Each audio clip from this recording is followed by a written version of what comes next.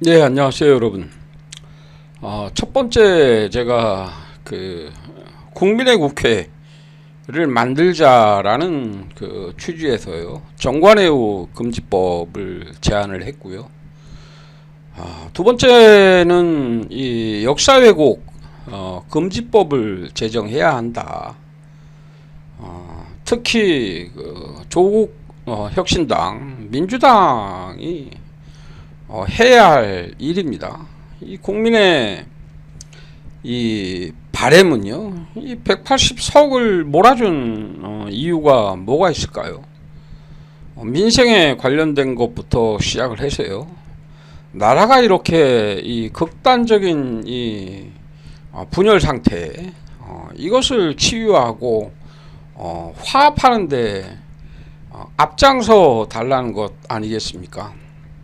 저는 늘 그 호남에 이 빚진 마음으로 살아가고 있습니다.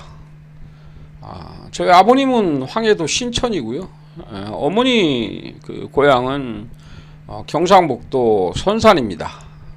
미리 제가 참고 삼아 말씀드릴게요. 저놈 저거 또 전라도 놈 아니냐, 이런 오해는 하지 마시고요.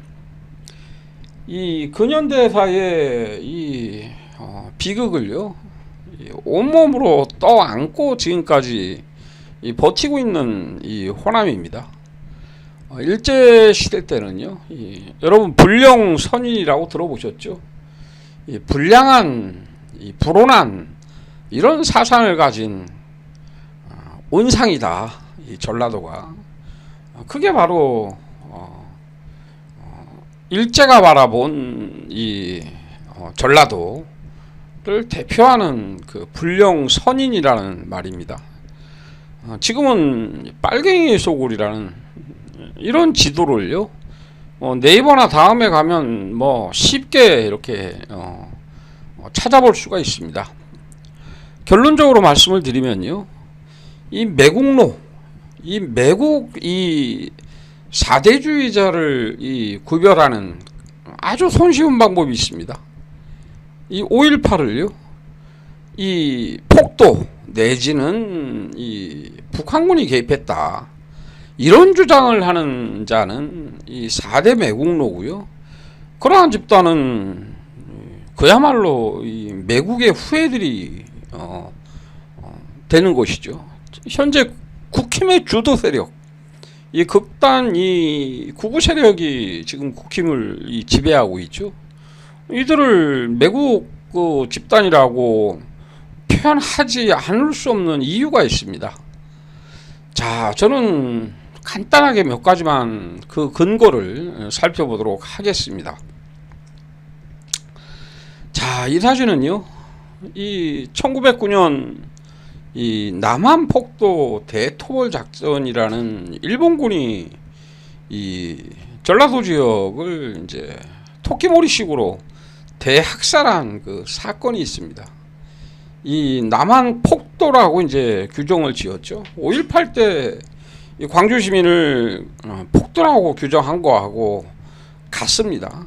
근데 여러분, 이 주목해야 될 게요, 한일 합병은 1910년이죠. 물론 그 이전 1894년이죠. 통학 농민 전쟁 역시 일본군을 이 상대로 치룬 그 전쟁이었고요. 공공연하게 한일 합병을 위한 이 준비 단계, 이 최종 단계, 마지막 단계, 저곳을 진압하지 않으면 한일 합병은 불가능하다고 판단해서 일제가 저지른 만행이 바로 이 남한 폭도 대토벌 작전입니다. 당시에 체포된 호남 지역의 의병들의 모습이고요. 썸네일의 그 사진은요, 당시 체포된 그 의병장들입니다. 간단하게 배경을 보면요, 이 1907년도에 이제 군대가 해산됐죠. 고종이 강제 퇴위가 되고요. 이때 전국적인 거병이 일어났습니다. 그걸 정미의병이라고 하죠. 그리고 13도 창의군이라는 이 의병 조직이 이 단일 조직으로 이렇게 결성이 됐고요. 참 안타깝죠. 이때 서울 그 진공 작전을 펼쳤는데요. 이게 뜻대로 됐다라면 조선의 운명, 현재 우리의 운명이 바뀌어질 수도 있었죠. 결국은 실패를 하게 되고요. 이 마지막 거점이 바로 이 호남이 된 겁니다. 이 1909년도에는요, 이 전국 의병 이 숫자가요, 이 50%가 넘었습니다. 그리고 이 전국적인 그 교전 횟수요, 일본군하고의 교전 횟수가 역시 그 50%가 넘었습니다. 일본의 입장에서는 한일 합병을 위한 강제 합병을 위한 마지막 최후의 이제 그 단계 수순이죠. 이 지역을 점령하고 진압하는 것이었죠. 얼마만큼 잔인했냐면요, 말 그대로 토벌입니다. 토끼몰이 하듯이 아예 퇴로를 차단하고요. 이 정규 그 일본 육군이 참여를 했고요. 해군까지 참여를 해서 이 전라도 도서 이 섬들이 많잖아요. 일루 피시라는 곳조차도 막기 위해서 해군까지 동원해서 섬으로 이 피시라는 곳조차를 다 막아버렸습니다. 마을 전체를요, 완전히 동그랗게 포위를 하고요. 남자란 남자는 뭐 애도 가리지 않고 전부 죽였다는 것이죠. 실제로 저는 이 호남 인구가요, 급속도로 감소하기 시작한 때가 저는 이때라고 저는 판단을 하고 있습니다. 이 살아남은 의병들은 전부 이제 간도 만주로 갔죠. 우리나라의 이제 반도에서의 의병 무장 의병 활동은 이 호남 의병이 진압되고 전혀 이제 찾아볼 수 없죠. 이제는 끝이었죠. 전부 이제 만도 간도로 가서 이제 무장 투쟁을 하게 된 것이고요. 일본은 1910년 손쉽게 강제병합을 하게 되는 것이죠. 이 피해 상황을 보면요, 이게 자기들 보고서입니다. 자기들 이 통감부 이 보고서를 보면요, 일본군 사망은 10명에 불과합니다. 이 의병 사망은요 17,779명입니다. 포로가 2,139명인데요. 어디까지나 자기들 보고서고요. 이거 말고 이제 비공식 이 보고서들이 요즘 발견이 되고 있죠. 저는 최소한 3배에서 5배는 봐야 된다고 봅니다. 8만 명에서 10만 명이 학살됐다 라고 보면 되죠. 사실 우리 역사 교과서에 이 남한폭도 이 대토벌 작전은 저도 배운 적이 없고요. 많은 분들이 잘 알고 있지 못합니다. 이유가 있죠. 이 한국의 역사 교과서가요, 이 노무현 정권 들어와서 일부 개정이 됐습니다. 그전에는 당연히 누굽니까? 이병도의 후예들이죠. 일본의 입장에서 이 기술한 역사가 정통이 된 것이고요. 그것이 지금까지 이어지는 것입니다. 철저하게 이제 숨겨져 있던 남한폭도 대토벌 작전인데요. 이 불령선이라는 말에 주목해야 합니다. 이 불령선이라는 말이요, 지금 빨갱이로 바뀐 겁니다. 왜 바뀌었는지는 그 뒷 역사를 보면 알 수가 있죠. 자, 이 매천야록에서는요, 이 1909년 이 남한폭도 대토벌 작전 이완용이 일본군 사령관을 만나서 일본 군대를 동원해서 토벌해 줄 것을 요청했다는 것이죠. 이들은요, 당연히 이 자신들의 행위를 정당화하기 위해서는 불령선인 사상이 불온한 사람들의 이 온산지로 이 호남을 그렇게 이 매도할 수밖에 없었던 것이죠. 뒤에는요, 빨갱이로 바뀐 것이고요. 빨갱이로 바뀌게 된 계기가 되는 것이 바로 4.3입니다. 여러분, 이 4.3은요, 제주도는 전라도 소속입니다. 미 군정에 의해서 이 제주도로 분도가 됐고요. 이 제주 자체가 이 전라도였죠. 이 4.3 같은 경우에도 역사적으로요, 이 김달삼이라는 인물을 미국은요, 이 남로당 당원 내지는 이 공산주의자로 보지 않았습니다. 자체 보고서에 의하면요, 이 제주도의 이 공산주의자는 거의 없다고 봤어요. 그리고 정중동의 자세를 취하고 있었다. 실제로 이 김행렬이라는 구연대장이죠. 이 토벌대로 파견된, 그리고 김달삼과의 담판에서요, 합의가 됐죠. 서로 무장 해제하기로 합의가 됐고요. 그것을 거부하고, 그게 누굽니까? 미군정이잖아요. 미군정에 의해서 거부가 되고 서북 청년단을 파견하고, 7경찰, 당시의 경찰은 90% 이상이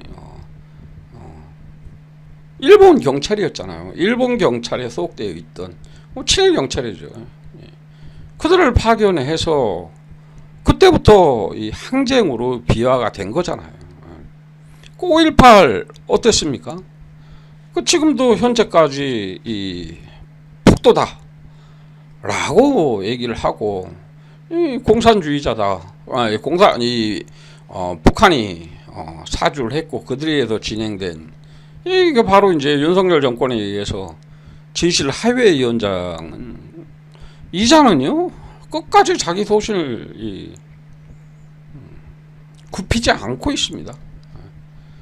이 김영주 고영주 보십시오.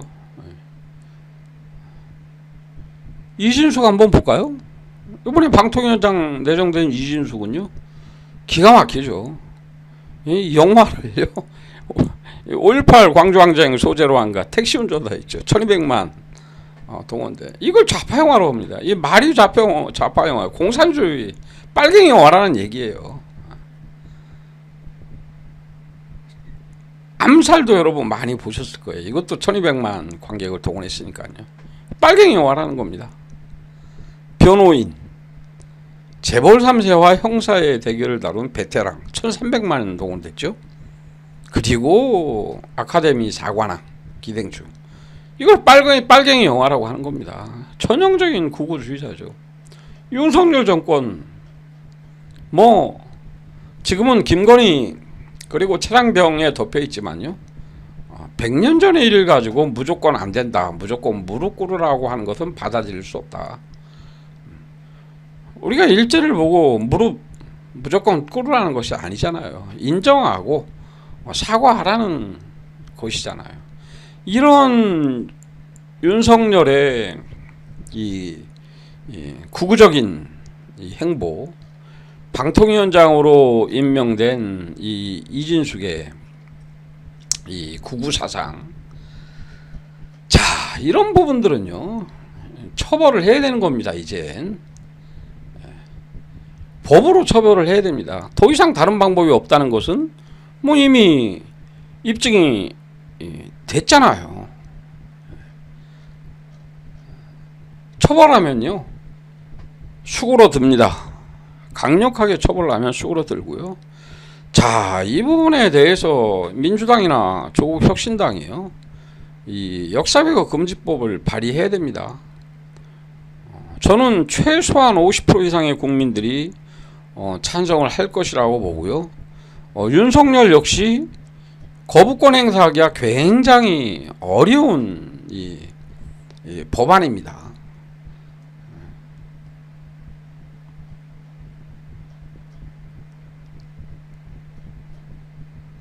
이 실제로 그러면요, 이 호남은요, 이 박정희 정권 이 5대 대선입니다.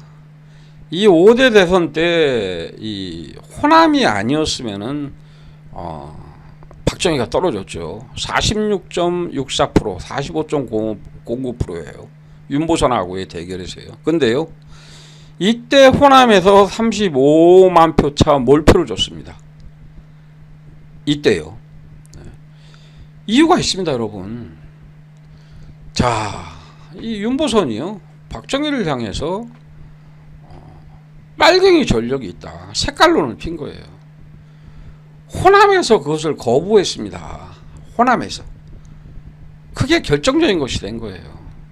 이 김대중 대통령이 나중에 그 회고록이 있습니다. 그 회고록에 의하면 색깔론을 펴서는 안 된다. 그건 호남에 오히려 불리하다.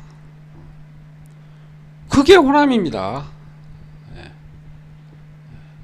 그게 호남이에요. 그런 호남을 향해서 불령 선인에 의해서 일제의 논리 그대로 이어지는 빨갱이, 같은 세력이잖아요. 그 이완용이라는 대표되는 매국 세력하고요, 자, 일제하고요, 뒤에는 바뀐 것 뿐이잖아요. 미국하고, 그렇잖아요. 미국에 의해서 만들어진 이승만, 이 극우 정권이 들어섰잖아요. 이 호남을 그대로 불령선인에서 빨갱이로만 바꾼 겁니다. 근데 여러분 잘 아셔야 돼요. 이 호남에서요, 박정희한테 그 색깔론에 반대해서 몰표를 줬습니다. 아니었으면 박정희 정권이 그 뒤로 이어지지 않았죠. 그런 호남입니다. 그런 호남.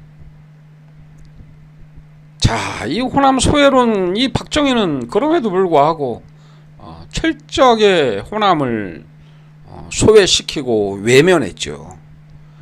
이 호남 소외론이라는 것은요, 저는 이 온건한 표현이라고 보고요, 호남 배척론이라고 보는 것이 맞습니다.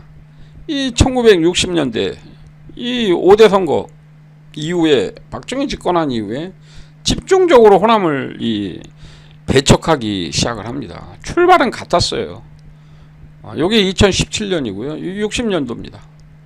출발은 같았지만 호남은요, 지속적으로 하향 곡선을 그리고 있죠. 중공업 같은 경우에 경제개발 5개년 계획이 시작이 되고요, 집중적으로 중공업을 영남에 배치하게 되죠. 호남에는 변변찮은 공장 하나 없을 정도가 됐잖아요. 먹고 살기 어려우니까 어떻게 됐습니까? 전부 다 가리봉동 구로부터 시작을 해서 전부 다 올라온 거 아니에요. 거기서 하층 노동자로 전락을 하게 됩니다. 이 상경한 이 호남민들이요. 1980년대 초까지만 해도요, 이 원적을요, 이 전라도로 고향이 되어 있는 분들이 원적을 바꿀 정도로 이 차별을 그렇게 받았습니다. 당시 이 증언이나 신문 기사를 보면 호남 출신이라는 이유만으로 취업에 차별을 당하고요, 집도 빌리지 못하고요, 계약도 하지 못하는 아주 극심했던 이런 차별이 있었습니다. 이게 경제개발 5개년 계획 시작, 그리고 경부고속도로, 이 시점부터 해서 본격적으로 이제 호남 차별이 시작이 된 거고요. 인사는 뭐 말도 못하죠. 제가 자세히는 제 경험을 말씀드리지 못하지만요, 인사에서는 참혹했습니다. 이거는요, 2000년대까지 마찬가지였습니다. 제가 직접 눈으로 본 기가 막힌 현실들이 많이 있는데요. 자, 이때 한번 보죠. 이 김대중 노무현 정권이 지나고요. 최근에죠. 이명박 정부, 이 박근혜 정부 때를 보죠. 이 각 정부의 호남 출신 그 인사는 김용삼 17.5%, 김대중 28.5%, 노무현 28.4%. 자, 이명박 때 10.7%입니다.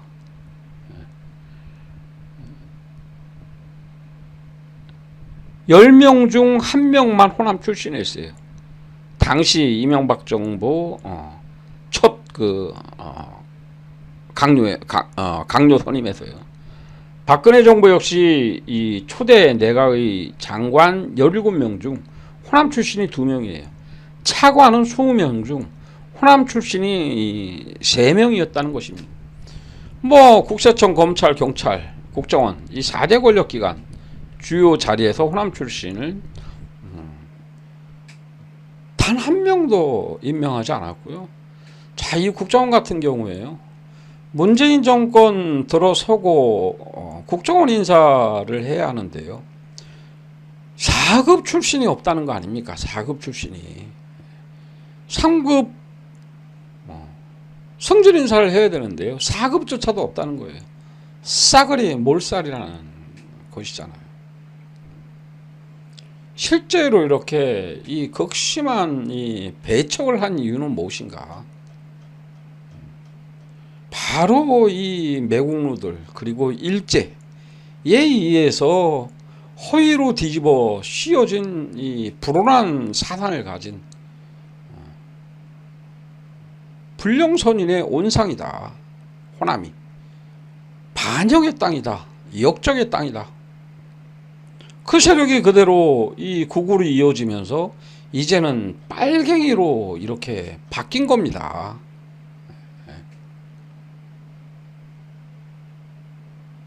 저는요, 자, 일제 식민 지배를 거쳐서 유교를 거치고 지금 이 시점에서도요, 전혀 개선되지 않고 있는 이 역사 관련 문제는요.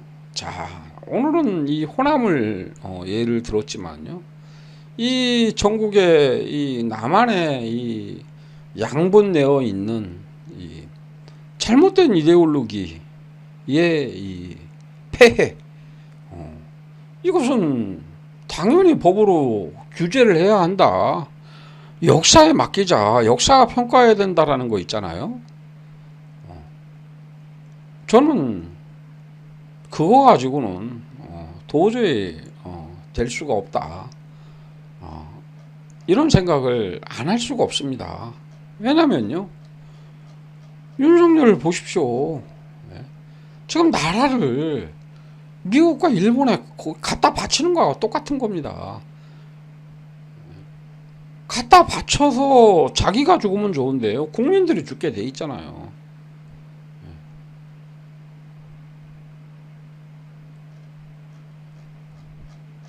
방송통신위원장을 이진숙이를 선임하는 거를